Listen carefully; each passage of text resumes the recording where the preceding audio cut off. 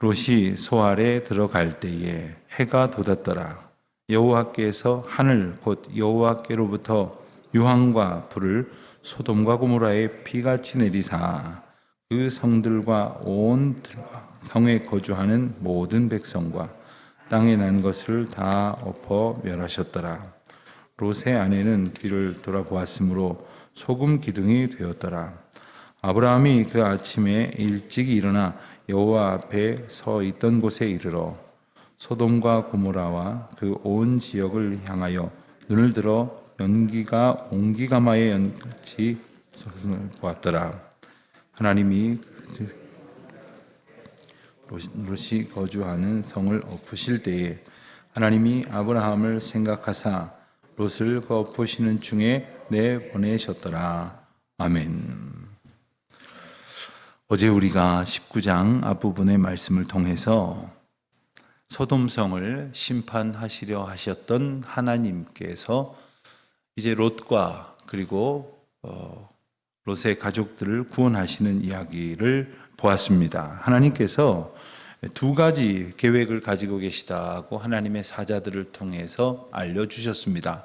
그 한 가지는 소돔성을 멸망하시겠다 하신 것이었고, 그 이유는 우리가 말씀을 읽어본 대로 소돔성에 있었던 그 큰 죄악 때문이었습니다. 그리고 또 한 가지 하나님의 계획은 그곳에 있던 롯과 그에게 속한 자들을 구원하시기로 하셨다 하는 것입니다. 그래서 하나님께서는 천사들을 통하여 그 명령과 구원의 소식을 들었음에도 불구하고 머뭇거리고 그리고 지체하던 롯과 아내 그리고 두 딸들의 손을 잡아 끌고 이제 그 성 밖으로 강권적으로 이끌어 내셨습니다. 그리고 그들에게 명령하시기를 도망하라. 여기 있으면 죽는다. 도망하라. 그리고 저 산으로 피하라. 뒤를 돌아보지 말고 들에 머무르지 말고 달려가라. 힘껏 도망쳐라. 그렇게 명령을 하셨죠.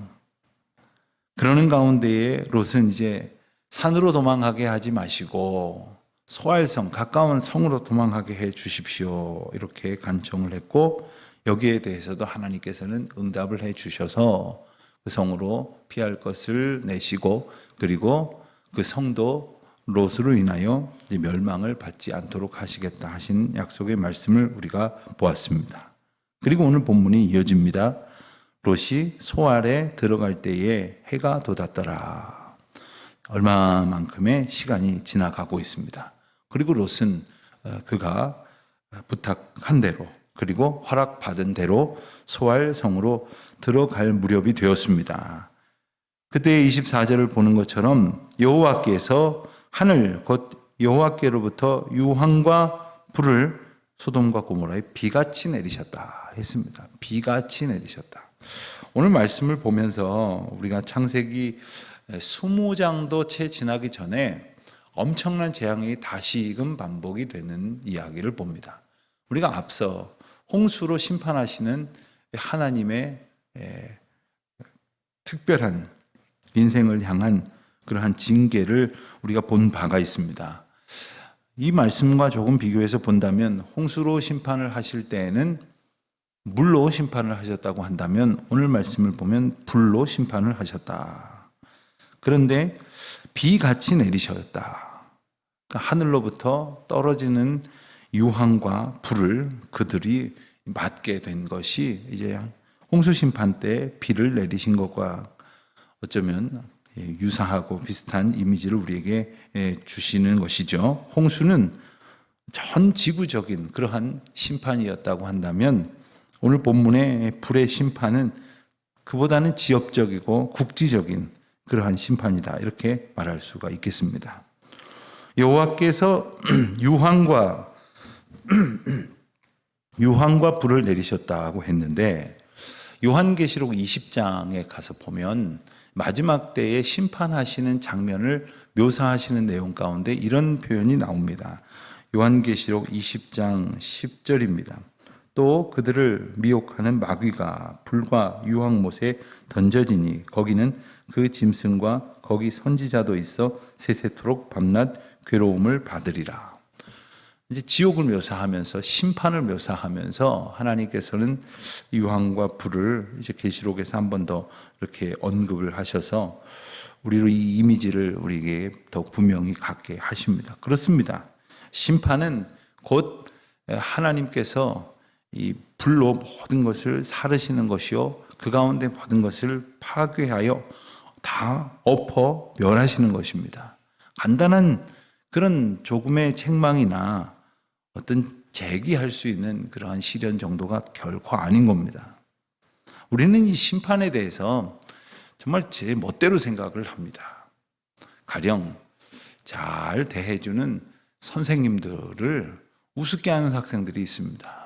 요즘은 학교에서 학생들의 인권이라는 미명 아래 교권이 완전히 땅에 추락되었는데도 불구하고 여전히 이것을 고쳐갈 생각들을 안 합니다. 예전에 뭐 군사부 일체 뭐 이런 얘기까지는 하지 않더라도 선생님을 좀 두려워할 줄도 알고 어려워할 줄도 알고 그리고 선생님의 그림자도 발부리하지 않았다는 이야기는 마치 요즘 아이들에게는 참으로 뻔 이야기가 돼버렸습니다. 잘 해주면 더 그런 거죠. 그러나 잘해주고 못해주고의 문제가 아니라 내가 하나님의 심판을 어떠한 자세로 받아들이고 그 앞에 서 있어야 할 존재인지를 하나님의 말씀과 경고와 그리고 하나님께서 성경 말씀을 통해서 인생들에게 보여주시는 그 심판의 메시지를 통해서 깨닫지 못하면 방자히 행한다는 거예요. 계시가 없는 백성은 방자히 행한다고 했습니다. 방자히 행한다는 말은 제멋대로 행한다는 뜻이 됩니다. 하나님을 의식하고 하나님을 의지하며 살아가지 않는 모든 자들은 심판에 이를 수밖에 없는 그러한 방자한 범죄자가 될 뿐입니다. 그들을 향하여 심판을 내리시는 하나님의 모습 25절 보니까 그 성들과 온 들과 성에 거주하는 모든 백성과 땅에 난 것을 다 엎어 멸하셨더라. 성경에 이렇게 그 파괴되어진다 하는 뜻을 가진 단어가 원어가 몇 가지가 있는데 그중에 가장 강력한 그런 표현을 이 본문에서 사용을 하십니다. 그리고는 그 엎어 멸하시는 과정 가운데에 26절 한 절 아주 특별하고 마치 그 앞과 뒤에 전혀 연결되지 않는 것과 같으나 굉장히 인상적이면서도 굉장히 두려움을 줄 만한 그런 말씀을 20절에서 주십니다. 롯의 아내는 뒤를 돌아보았으므로 소금 기둥이 되었더라. 뒤를 돌아보았으므로 소금 기둥이 되었다. 4사람이었습니다. 롯의 아내 또 롯의 2딸과 롯까지 해서 4사람만 겨우 구원을 얻었는데 그 중에 한 사람이 이 길 가는 동안에 도망을 가는 동안에 뒤를 돌아보다가 소금 기둥이 되었다 했습니다. 왜 그렇습니까? 도망하라고 명령을 하셨어요. 그리고 지체하지 말라, 들에 머무르지 말라, 뒤를 돌아보지 말라고 명령하셨습니다.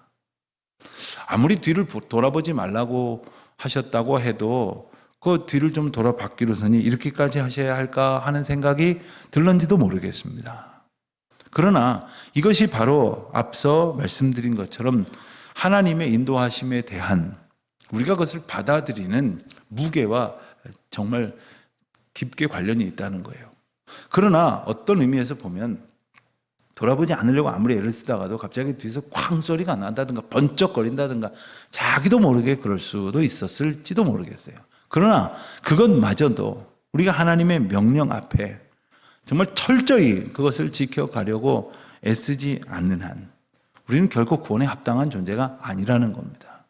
아마 누구라도 저와 여러분 중에 누구라도 그것을 지나가다가 도망가다가 아마 대부분은 돌아다 봤을 거예요. 대부분은 돌아다 볼 수밖에 없을 만큼 그렇게 자기의 어떤 신변의 느낌에 의지하면서 행동을 했을 것입니다. 그렇게 연약한 존재라는 거죠. 그렇게 우리는 우리 자신의 삶의 방식으로는 하나님의 이 명령 한 구절도 지킬 수 없는 존재이고 고로 우리는 소금 기둥이 될 수밖에 없는 존재이다 하는 거죠. 롯의 아내뿐만이 아니라 모든 사람들이 그와 같은 존재가 될 수밖에 없음에도 불구하고 롯의 아내는 소금 기둥이 되었지만 저와 여러분은 오늘 이 말씀을 통하여 다시금 하나님의 말씀을 의지하는 기회를 주셨으니 이것이 은혜가 아니고 무엇이겠습니까? 나는 다를 것이다. 아이고 왜 이렇게 말을 안 들어서 소금 기둥이 되었느냐라고 볼 문제가 결코 아닌 것입니다. 그 가운데 있었더라면 누구라도 그럴 것이죠.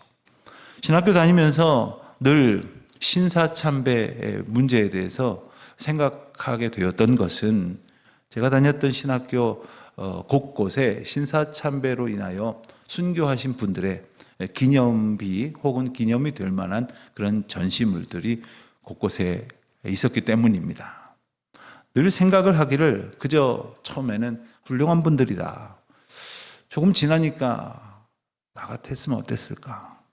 시간이 더 지날수록 누구라도 그랬을 것 같다는 생각, 신사참배를 오히려 거절하다가 죽음을 맞는 게 아니라 오히려 신사참배를 하고 그 상황을 모면하려고 했었을 것 같은 생각이 더 짙게 느껴지는 거예요.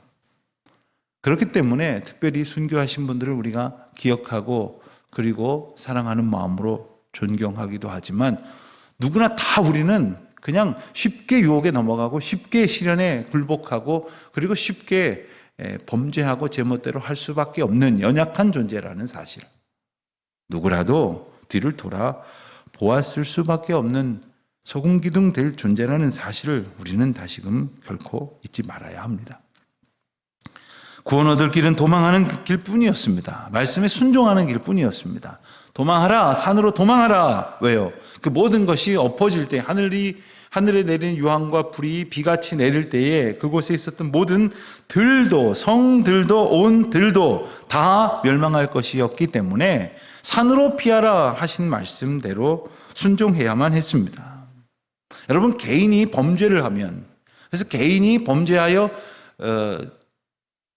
하나님의 징벌을 받게 되면 하나님 앞에 회개하면 그 죄를 그 죄의 형벌을 모면할 수도 있습니다. 그러나 만약에 어떤 공동체가 어떤 도시가 어떤 집단이 범죄하게 되면 그것을 벗어나는 그것으로부터 피해서 도망하라 하시는 말씀을 순종하는 길 말고는 살 길이 없는 겁니다. 그곳에 속해 있는 가운데에서는 헤쳐갈 길이 없는 거예요. 도시에 내리는 하늘의 유황과 불을 그곳에 있으면서 피할 길이 없는 거예요. 도망하라 하시는 말씀은 우리로 하여금 그것을 떠나라 하시는 말씀인데 우리는 종종 내가 가면 어디로 가느냐 하면서 여전히 그 죄의 자리에서 죄악된 도시에서 우리는 벗어나지 않으려고 하는 왜요? 롯이 미련을 가졌던 것처럼 롯의 아내가 미련을 갖고 돌아보았던 것처럼 롯이 미적거렸던 것처럼 그 가운데에서 내가 놓치고 싶지 않은 그 얼마간의 나의 유익이 될 만한 것들 때문에 오늘도 지체하다가 이런 어려움을 겪게 되는 것은 아닐까 늘 생각을 해봐야 할 것이겠습니다. 27절입니다. 그때 아브라함이 등장을 합니다. 다시 마치 이 장면이 바뀌어서 카메라는 이제 아브라함이 있던 곳으로 이렇게 전환이 됩니다.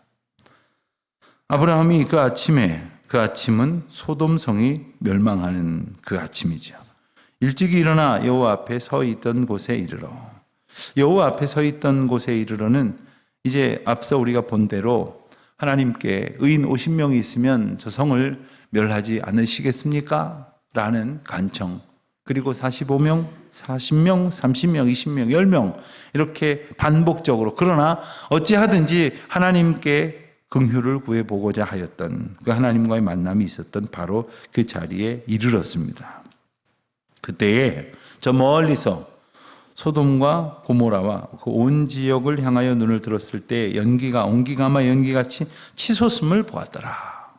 옹기가마, 옹기를 만드는 그래서 굽기 위하여 가마에서 이제 불을 떼면 불과 연기가 치솟는 그러한 모습으로 멀리에서부터 수십 킬로 떨어져 있는 곳입니다. 그 수십 킬로 떨어져 있는 곳에서 또 보일 정도로 큰 불의 심판이 벌어지고 있는 장면을 보았다는 겁니다. 아브라함은 어떻게 되었을까를 생각하지 않았겠습니까? 당연히 롯의 안부가 궁금했을 것인데 저 정도의 큰 불의 심판이 내렸다면